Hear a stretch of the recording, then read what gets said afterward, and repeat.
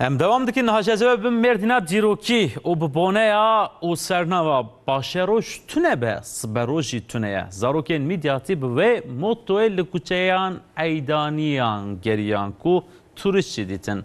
Xwastin him mêvenperiya midyatê nîşan bidin him jî edetên berê bidin nedin ji bîr kirin.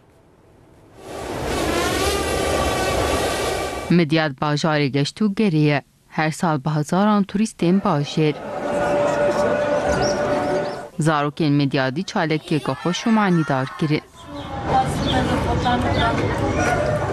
Pêşî çûn ziyareta Qaymeqamê Midyatê Ömer Faruk Özdemir û cejna wî pîroz kirin.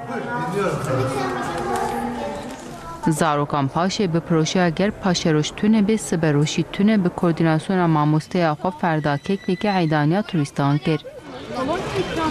Evet çok güzel. Biro ayda em ji bo ayda derketin midyatê mêvanê xwe ku ji dervatine me ayda wan bin barek kir.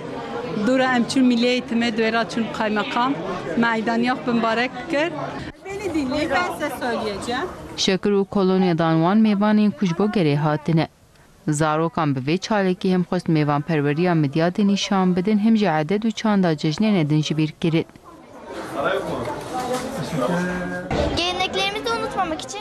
Ji bo em edetên xwe ji bîr nekin, em li kolanên midyadê bûn.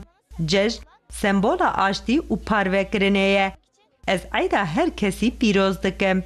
یک المازنه خو میزینی و عید بنا خو مازمونه خوش بیر نکی ولو قیمته وقتی تی قیمت بنا نامنی سارکی خو عمل گرافه پیش تخنی ان شاء الله.